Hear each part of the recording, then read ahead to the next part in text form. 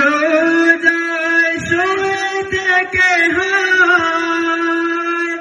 কাঁদেন তিনি উম্মতের মায়ায়, মুদের অশ্রু ভেজায় সালাম পাঠিয়ে দিলাম শিওরে। আমি কেঁদে কেঁদে হই গো সারা, ধন্য করো দিদারে।